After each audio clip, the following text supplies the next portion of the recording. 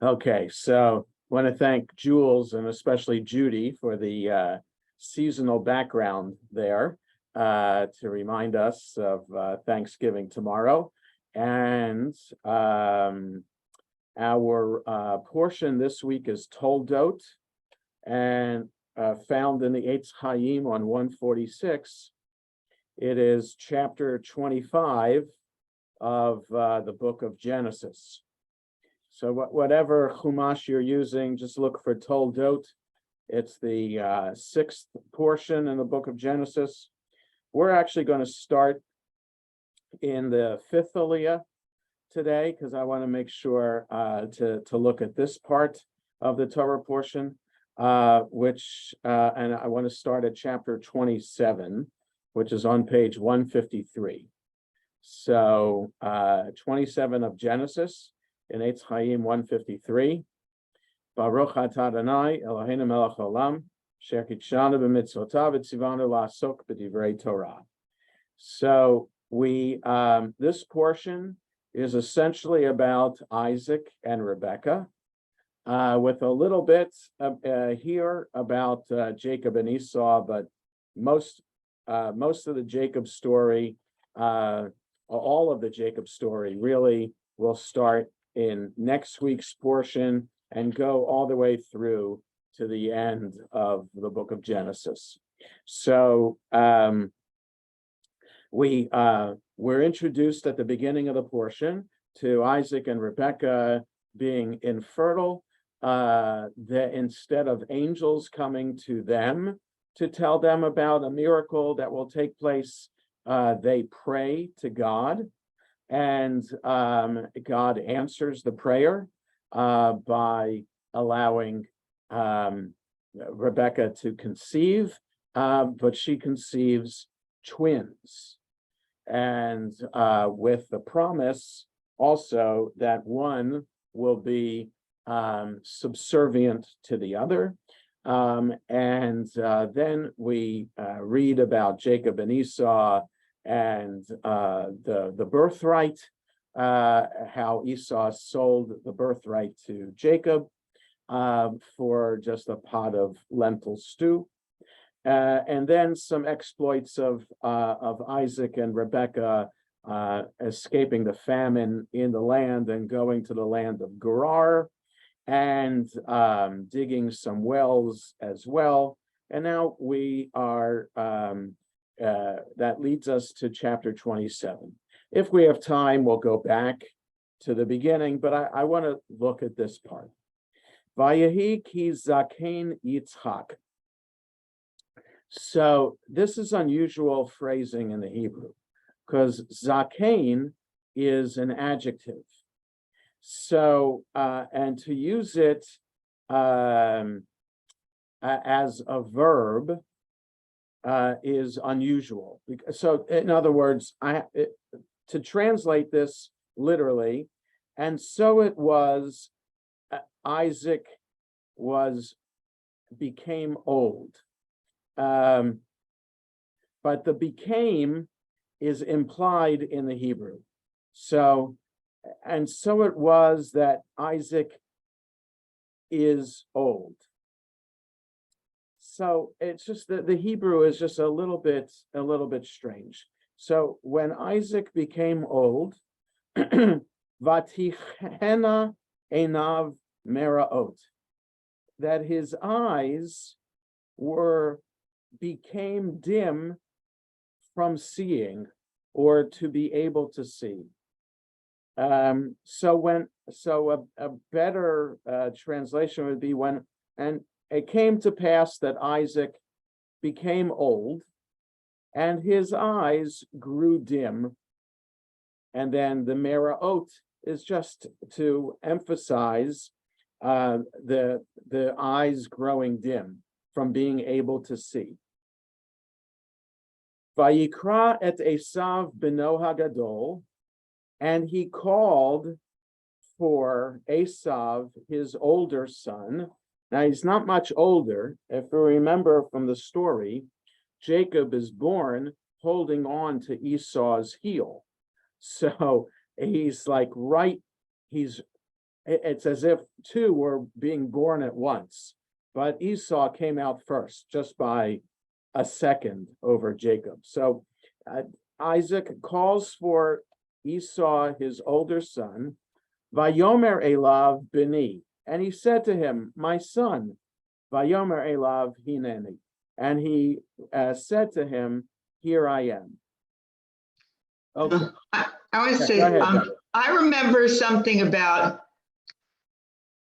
before they were born, a hand came out and nurses put a string around. That's a different story with different the different twins. Oh, okay. Yeah, that's a story of Judah and Tamar, and Tamar giving birth to it's in the Judah and Tamar story. Oh, okay. That a string is put around somebody's hand. Okay, but thanks. It's not in this story. Okay. Okay. So Isaac grew old and his eyes grew dim. So there's interesting commentary here because we've never come across anybody in the Torah yet to be described in this way. They're described as old. Abraham is described as old. Certainly there are old people in the Torah that we've come across, but nobody has been described as having their eyes grow dim.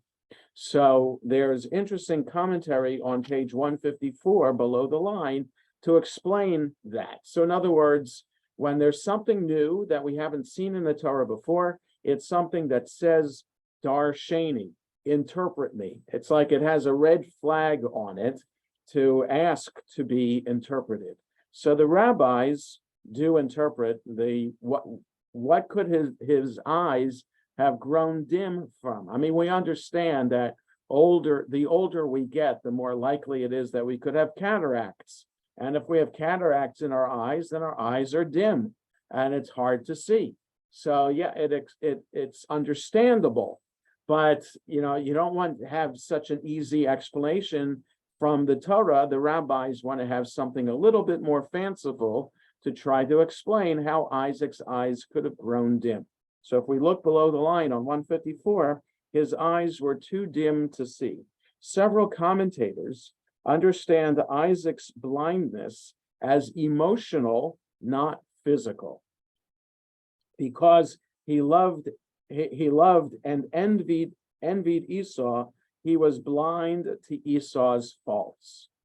So that's interesting right there before we go on, that perhaps his eyes growing dim is an emotional response to or a psychological response to his emotions about Esau, and that his favoritism of Esau colored how he saw what was going on in the family and the family dynamics.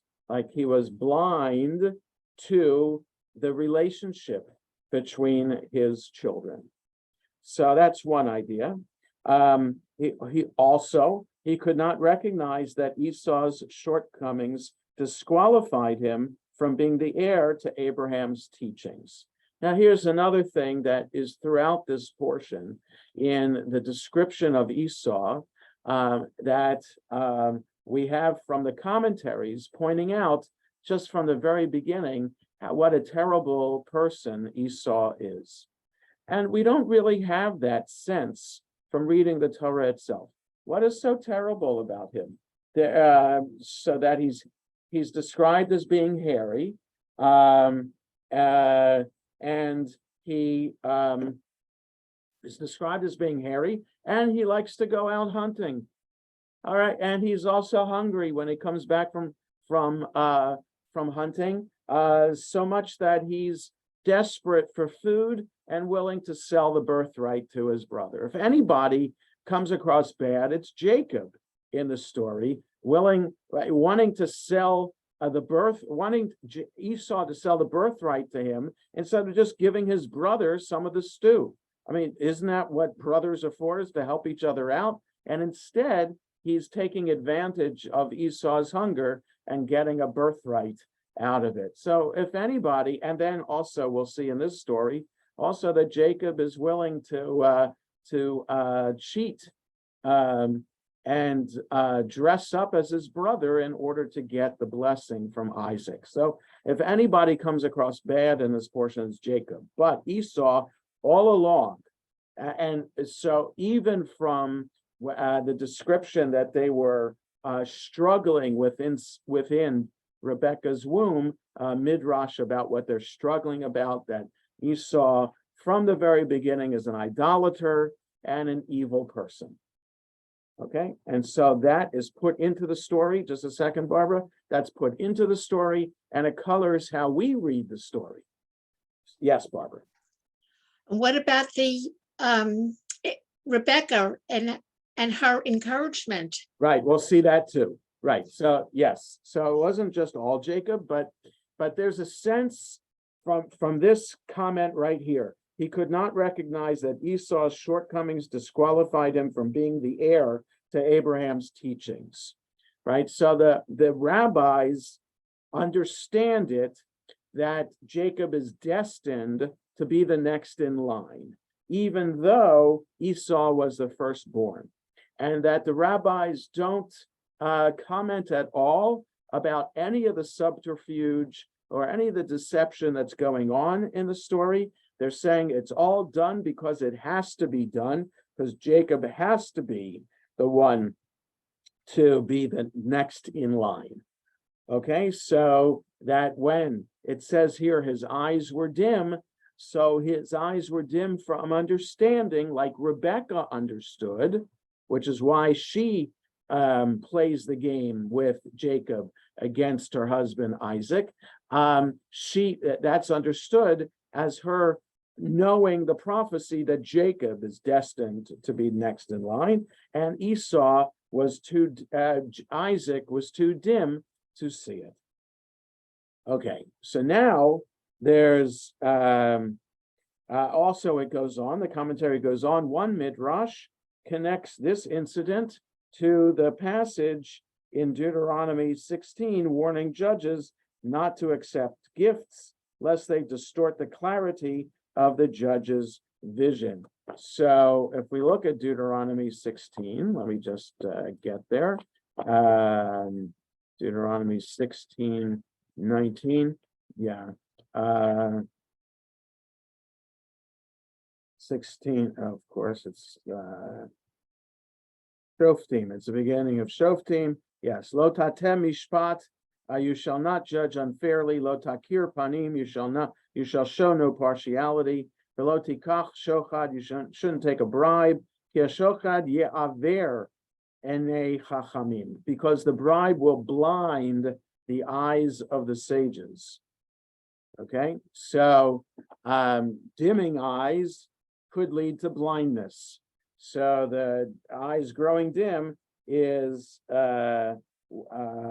so Isaac's judgment, the commentary goes on, Isaac's judgment is clouded by Esau's bringing him his favorite foods. So he's allowing himself to be persuaded by Esau's delicacies in order to not have the blessing go to Jacob like it should, but go to Esau instead. So now we get to a physical explanation of Isaac's eyes dimming. Another midrash recalls Isaac lying on his back on the altar at the time of the Akedah, the binding of Isaac, the incident at Mount Moriah, glimpsing the light of heaven when the angel appears to spare his life, and suggests that Isaac was never able to see events on earth clearly after that. So that there's a lot of midrash that he saw heaven lying on his back, right? Because the angel came down to stop Abraham's hand from killing Isaac. And so when the angel came down, it's like heavens opened up, and Isaac had a good view of what was there in heaven. And that view then kind of it's like seeing a bright light, and it caused Isaac then to his vision on earth, because he was able to see something so spiritual and mystical and holy that affected his practical vision on earth. So that's midrash there. I also know of a midrash that perhaps it was an angel's tear that Isaac was about to be slaughtered by his father, that an angel's tear entered into Isaac's eyes, and that caused the blindness too. So there's a variety of midrash about the physical blindness that is related to what he saw in heaven or what came down from heaven in the form of tears from an angel. So, Rabbi, in Chayas Sarah, it says that Isaac went out walking in the field towards the evening, and looking up, he saw camels approaching. If right. he was blind, how could he do that? Right. So, yes. So perhaps his nearsighted vision was affected, and he could see things from far away. Right. So one is not supposed to take midrash so seriously, to read it so literally like that. And midrash exists independent of other parts of the story. So in other words, even though Isaac could see something from far away, like Rebecca and the camels, it doesn't matter that might seem like his vision is good. Well, here in the story, it works out better that his vision is not good, and that coming up with this midrash is independent of what we read earlier in the Torah. So now the midrash goes on below the line on 154 in Eitz Chaim. Having been afforded a glimpse of heaven, Isaac was naively blind to lying and deceit on earth. He could no more recognize the transparent lies of Jacob than he could recognize the unworthiness of Esau. So in other words, once you see heaven, you then are affected by how people talk and how people act, and you're no longer able to distinguish between truth and deceit. Now, there's also an introduction here below the line as it finishes up here. Rebecca resorts to duplicity because she has no other way of bringing about what she knows is right and what God told her in Genesis 25. So the beginning of the portion, that God tells her she has two nations in her womb. One will be subservient to the other. Now, it doesn't say which one will be subservient. So the rabbis assume that God was specified which one would be subservient to the other. And now Rebecca then is only fulfilling God's promise. And so don't think that Rebecca is acting deceitfully, but rather she's fulfilling a prophecy. So it makes it all look better in the Torah than just our superficial reading of the text. So the commentary goes on. She cannot persuade Isaac that he is wrong about the respective merits of their two sons. Once again, as so often in the Torah, God's work below the line 155 is carried out by the least powerful members of society, women and younger sons. So in other words, what this is prefacing us for the rest of the story is Rebecca's action and Jacob's action as the younger son and as a woman taking control of the story and taking control over their family legacy, which becomes Israelite legacy. Okay, so in other words, we shouldn't be hung up, the rabbis are saying, by the what seems to be the events in the story. Don't get hung up on Rebecca having Jacob dress up as Esau, or Isaac lying to his father when his father says, "Who is it? Is this my oldest son?" And Jacob says, "Yes, it is." So we shouldn't get hung up on that. because they are just fulfilling God's promise. So it's still problematic. It absolutely still is problematic because who's to say that the Midrash is right? It turns out that Jacob is destined to be the next in line, but why did it have to turn out this way? And why do the rabbis still have to make Esau into an idolater, evil person? Jacob could still be the destined one, with Esau still being a nice guy, or maybe Esau being a schlemazel. But it's okay. Why make him into the idolater? But perhaps we'll get into that later.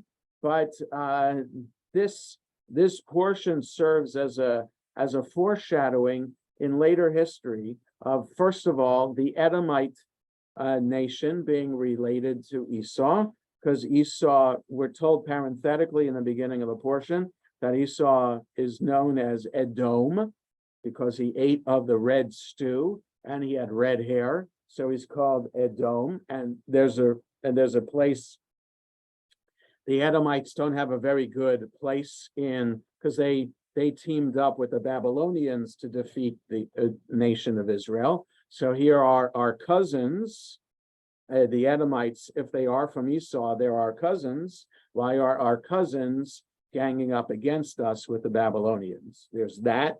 There's also King Herod is an Edomian and from the Edomites, and he converted to Judaism. But King Herod was not a nice guy.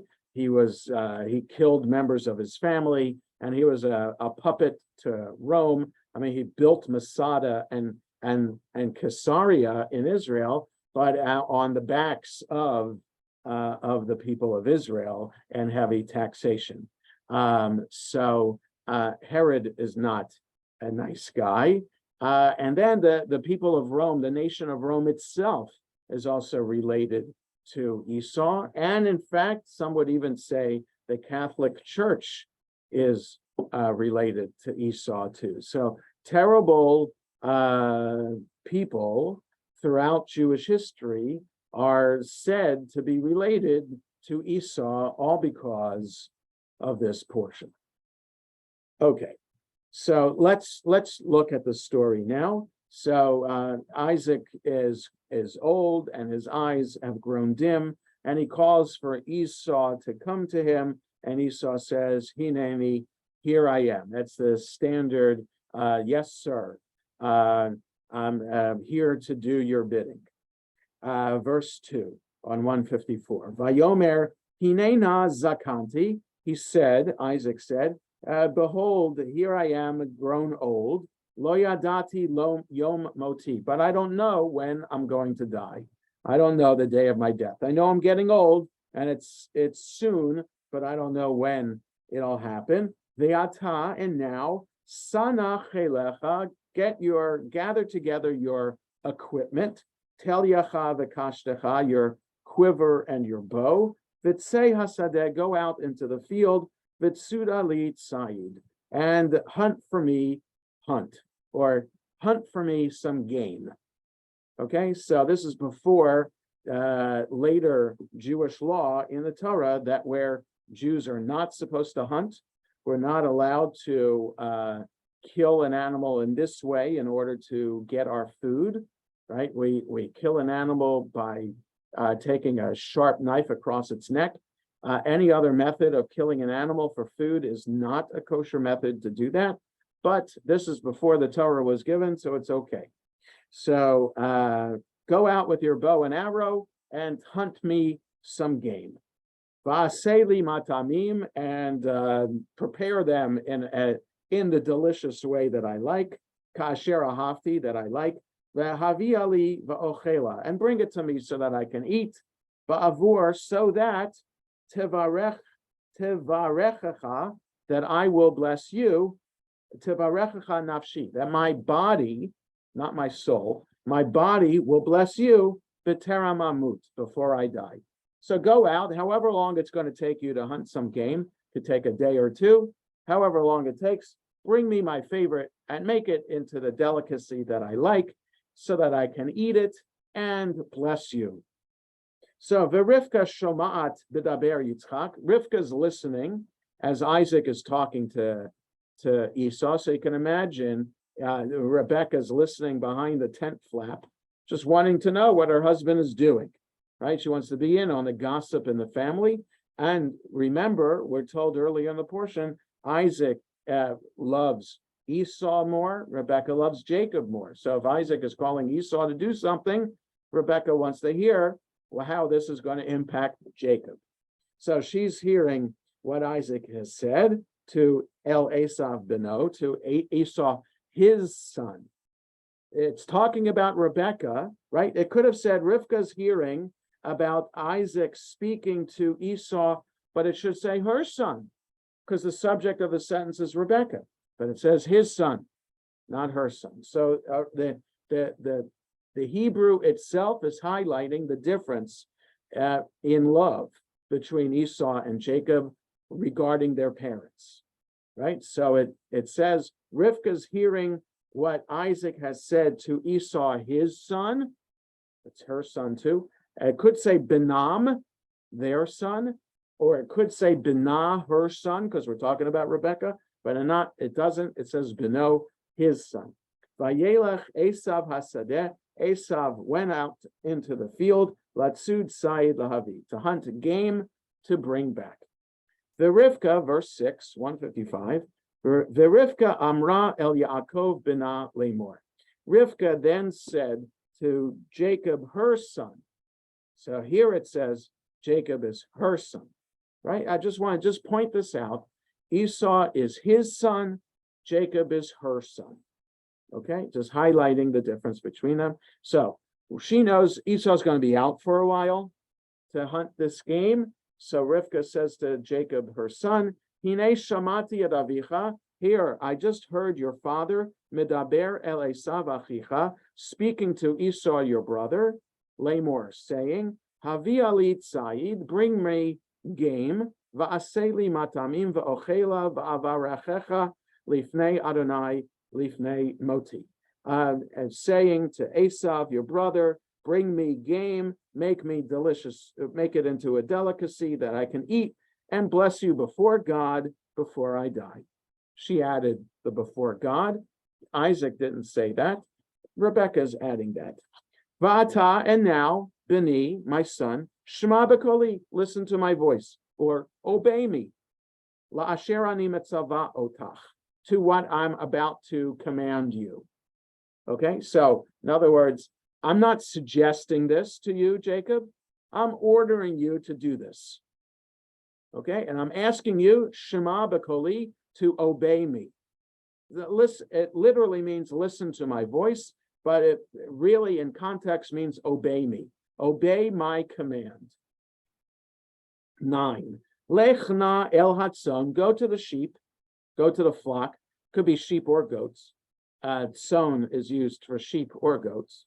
Go to the flock, v'kach li misham shnei gedayei izim tovim, and take for me there 2 good-looking good-looking young goats. Okay, they should look good. They should have good meat on them. Find me 2 young goats. And I'll make them into the delicacy. Now, you don't go hunting goats out in the field. You go hunting deer, or what would be out there in the land of Israel. There would be deer there, gazelle, ibex, something like that. All of those are kosher animals, by the way. Killing them with a bow and arrow is not kosher, but the deer, gazelle, or ibex that was throughout the land of Israel there, which most likely he's going out to shoot, is going to taste different, I would imagine, than goat does. I think you can taste the difference between deer venison and steak from a cow and goat meat. I would imagine they all taste a little bit different, but maybe if they're spiced in a particular way, they might not taste different. I don't know. I don't think I've ever had venison in my life. There is a place in New York that a kosher restaurant that used to sell it. I don't know if it's still around. Levana, I think it's called. But anyway, and you might be able to get kosher venison somewhere. Shalom's and Moti's don't sell it. You might be able to order it from them, and they could get it for you, or you can order it online. But it's not easily come by. But anyway, back in the day, it was. And anyway, I'm just pointing out that there could be a difference between goat meat and deer meat, or gazelle meat, or ibex meat. And Rebecca still is having Jacob just prepare it for Rebecca to prepare it. La'avicha kasher ahev. I'll prepare it for your father the way he likes it. All right, she knows his favorite foods, and she's going to prepare it. She wants Jacob to get the goats so she can prepare it. Verse 10, Ve'haveta le'avicha ve'achal ba'avur asher yevarechecha lifnei moto. And bring it to your father, and he'll eat, so that he'll bless you before he dies. Right? So she told Jacob exactly what Isaac said, that he wants to bless Esau, and she's telling Jacob, I want you to get this food so that you can bring it to your father so that you get the blessing. Okay, so clearly it's Rebecca's idea, and Jacob is going along because he has to obey his mother. 11, Vayomer Yaakov el Rivka imo. Jacob says to Rivka, his mother, Hein Esav achi ish sa'ir ve'anochi ish chalak. But Hein, it is, or it's like you're raising an objection. The word Hein means I'm raising an objection to what you're just suggesting, Mom. Esav, my brother, is a hairy man, and I am smooth. Right? He doesn't say, but Mom, you're having me go against what Dad is saying. Right? Jacob is not protesting the idea of getting the blessing. What he's protesting is that the scheme isn't going to work. It's one thing to have food, right? And bring good food to Dad, and that could trick Dad, but I'm not hairy. I don't look like Esau, so how am I going to get away with it? Okay, so this is how Jacob is complicit in the scheme. He's not protesting to the scheme at all. He's only raising a point. Mom, you haven't thought this out, because I'm smooth and my brother is hairy. So how's it going to work?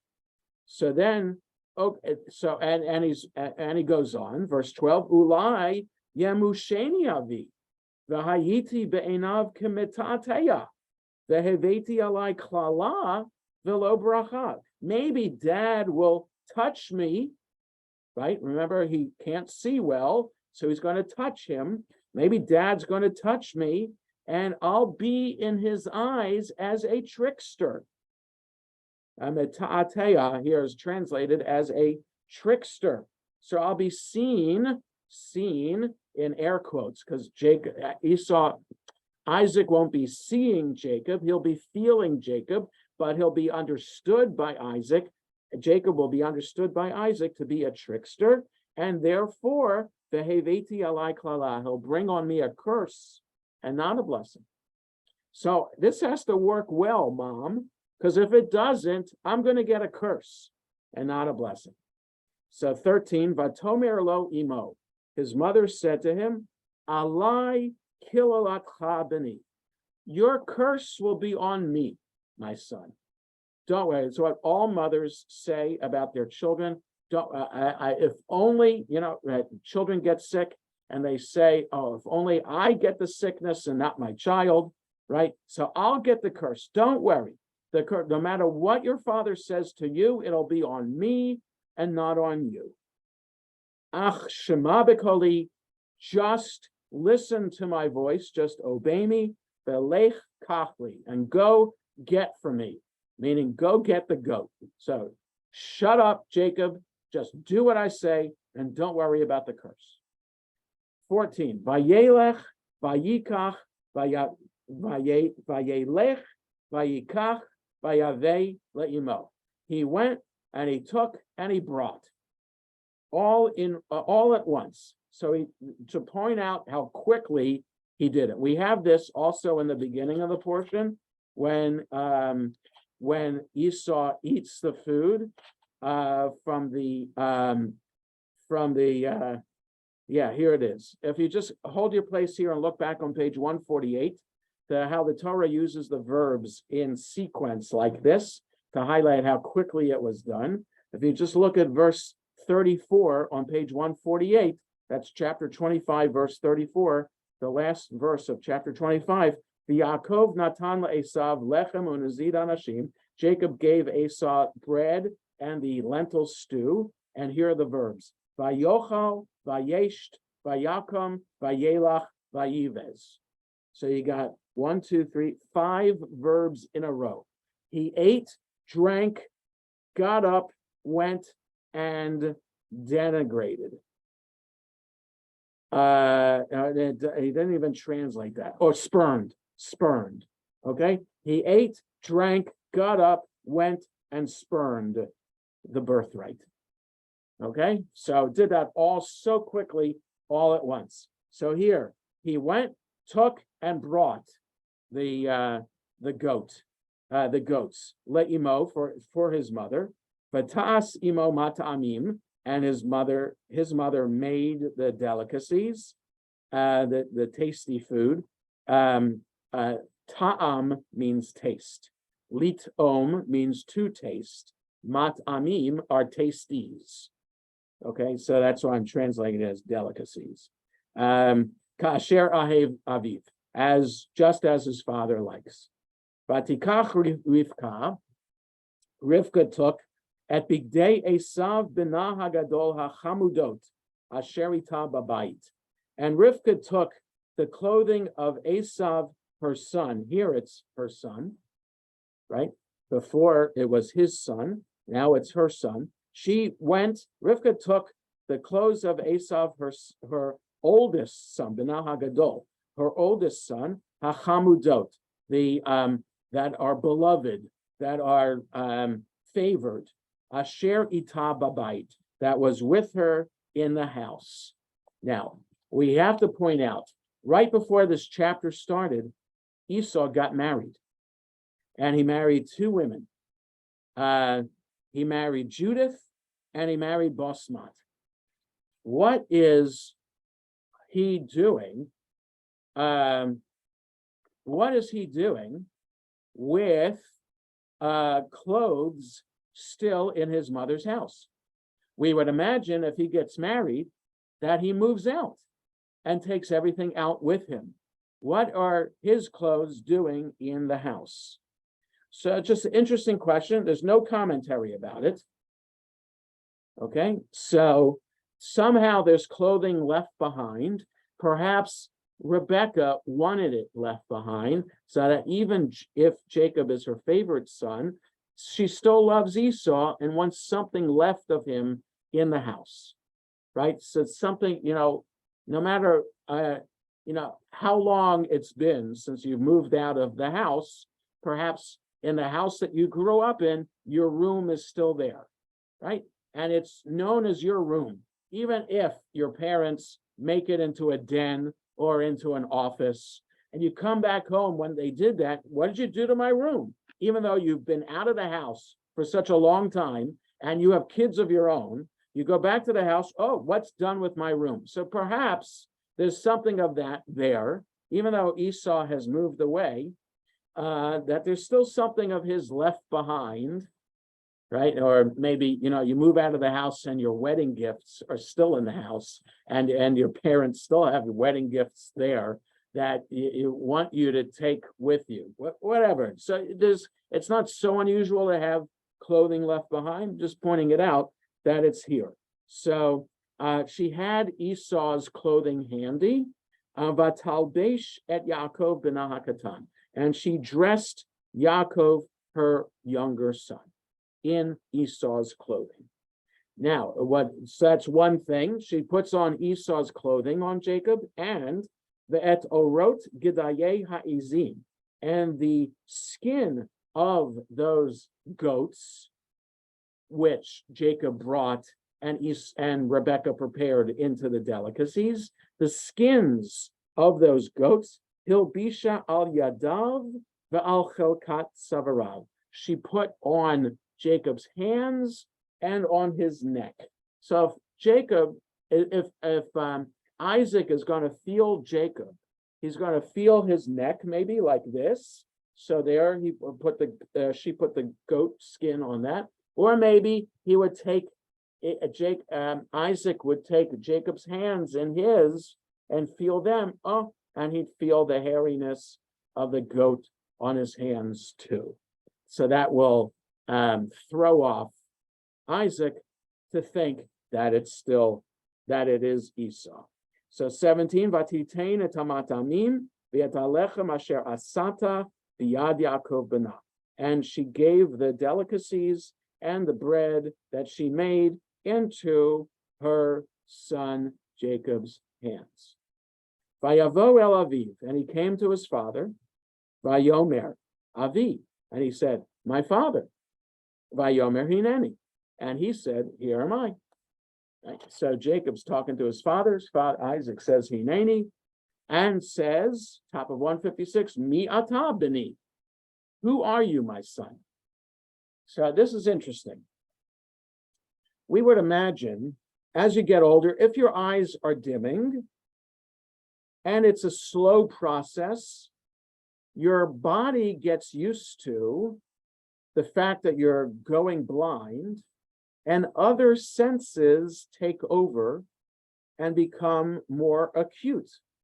So that especially people who are blind, their sense of hearing is that much better, and their sense of touch is that much better, so that that can offset what they don't see. So when Jacob says Avi, is he saying it like Esau, in Esau's voice? Do Esau and Jacob sound alike? They're not identical twins, right? Because one's hairy and one's not. So if they were identical twins, they'd either both be hairy or not hairy. So they're not identical twins, so they shouldn't sound alike. So Isaac should be able to tell the difference. So the fact that he says, mi ata beni, who are you, my son? You wonder why Isaac asked that question. Who are you, my son? So now, who are you, my son? So there is right. So below the line, on verse 18, on 155, below the line, the Hebrew literally asks, who are you, my son? Right? Because the English translation says, which of my sons are you? That's not what the Hebrew says. The Hebrew says, who are you, my son?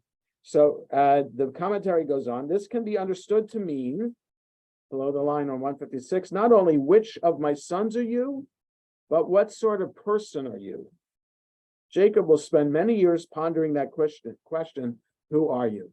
So Isaac perhaps has a sense of what Jacob is doing, because he catches on to the scheme right away. Maybe he felt, and it's obvious that it's goat skins on his hands, and it's clear it's Jacob's voice, even by saying Avi, just by saying one word, Isaac knows that it's Jacob. And what's Jacob doing coming in with the delicacies? Like, how does he know to come in with the delicacies when it was supposed to be a private conversation between Isaac and Esau? So Isaac knows exactly what's going on. It says, who are you? Meaning, better think about what you're about to do, Jacob, and the impact this will have on who you are, your personality, and your legacy. Okay, so it's a deeper question than just this Isaac being befuddled. Okay, so verse 19, Vayomer Yaakov el Aviv.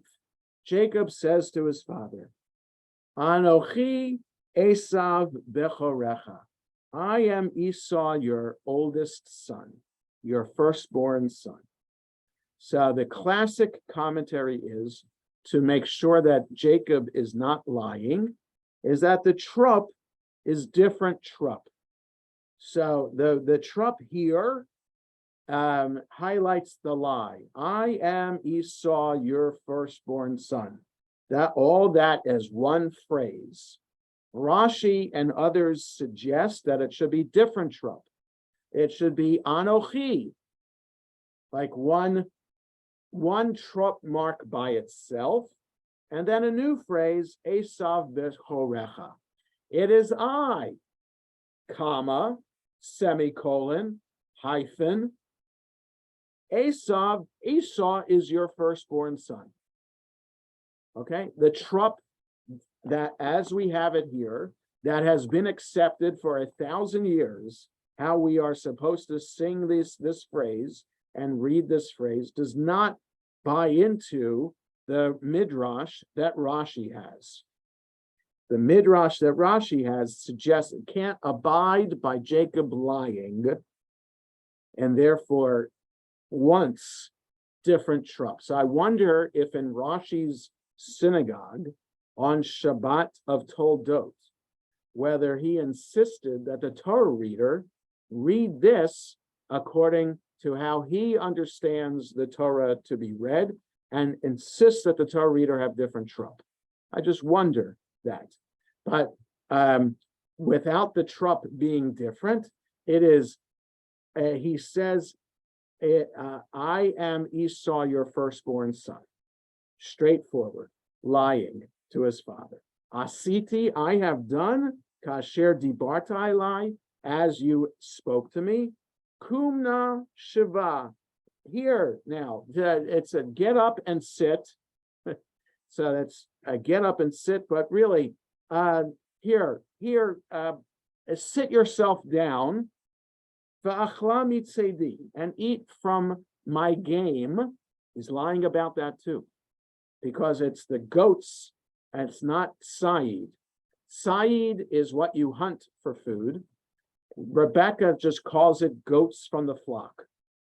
So he's lying about who he is, and he's lying about the origin of the meat in the delicacy. Ba'avor tevarachani nafshecha, so that your body will bless me. Okay, so he's lying all out. He's lying about who he is, and he's lying about where the food is coming from, and saying right out, I'm lying because I want your blessing. Well, he's not saying I'm lying, but it's safe to assume Isaac knows what's going on. Vayomer Yitzchak el beno. Isaac says to his son, Mazeh miharta limtzobani. How is it that you so quickly were able to find this game, my son? Vayomer, and Jacob said, Ki hikra Adonai Elohecha lefanai, because God, your God, happened before me. In other words, God put the game before me, so all I had to do was just leave our homeland, our territory here, and the game was right there. So I just had to go and bring it back. Vayomer Yitzchak el Yaakov. Yitzchak says to Yaakov. So now it's like he's giving Jacob another chance to redeem himself and get out of this lie, right? So he lies about about who he is. He lies about where the food comes from, and even uses God in a lie also. So that God caused this all to happen before me. Vayomer Yitzchak el Yaakov, verse 21, Isaac said to Jacob, Keshana va'amushcha b'ni. Approach, please, so that I can touch you, my son. Ha'ata ze b'ni Esav imlo. Is it really you, my son Esav, if not? So last chance for Jacob to tell his father, I'm really sorry. I'm dressing up as Esav. It's not me, Jacob, but it is, and the last chance Isaac is giving him here. He's coming across maybe as as being in on it, but he doesn't want to be in on it. He's giving his son a last chance. 23. Velo hikiro ki hayu yadav ki yadei Esav achiv seirot vayevarachehu. And he did not recognize him. Isaac definitely recognized him. He did not recognize him. He decided, I think, what this means is he decided to play along because his hands were like the hands of Esav, his brother, hairy, and he blessed him. So, this is just the way I'm reading the story today. I think that that Isaac is in on it, playing the game, understanding, this has got just, I have to play along. Maybe it's meant for me to be blessing my son, Jacob, as I would have blessed Esau. And below he did not recognize him. Maybe he didn't recognize himself, and that he's actually going through and going to bless Jacob as opposed to blessing Esau. So that's time is a fleeting. I just wanted to spend our time on this story. Yes, Barbara. Go ahead. But he, in a sense, he gets his punishment because he the same thing happens to him when Yes, right. He has to work for gets Laban. swapped with the older sister. Right. Yeah, so that's perhaps the Torah builds in a tit for tat in the story, and perhaps, but Esau doesn't come across any better or any. All right. He becomes a father of a great nation, but perhaps harbors this grudge forever, as so much so that the descendants, the Edomians, in the time of the Babylonian conquest of Israel, decide to, do I go with Babylonia or do I go with my cousins, the Israelites? Well, the Israelites haven't been good to me all along. Maybe I'll go with the Babylonians. So, this isn't just family where the ripple effect is just for a generation or two. This is the story of the Israelite people, the Jewish people, and the story keeps rippling down throughout history, so that because of this story and Esau being rejected and schemed against, we have the Esau descendants scheming against us for hundreds and hundreds of years. That's how the rabbis are seeing it. So that the tragedy of the story, despite trying to make Jacob look better, is that in the end, we get punished. And we do get cursed in the end. We get annihilated by the Romans, and the temple destroyed. And if it's the Catholic Church, then look what happens in the Catholic Church with the Inquisition in Spain and with Crusades before that. And look at the anti-Semitism throughout the centuries. You could argue, but based on the rabbinic argument, that it all stems from this. Our willingness to play along with this scheme just for the sake of a blessing affects our relationship with our neighbors. And it's really, really a fascinating and tragic story. Okay. We'll stop here for today. Wish everybody a happy Thanksgiving tomorrow. Right. Tomorrow, if you're traveling anywhere, safe travels, and be well, everybody. Happy Thanksgiving, everybody. Thanksgiving. Thanksgiving. Have a good trip. Thanksgiving to all. Thanks.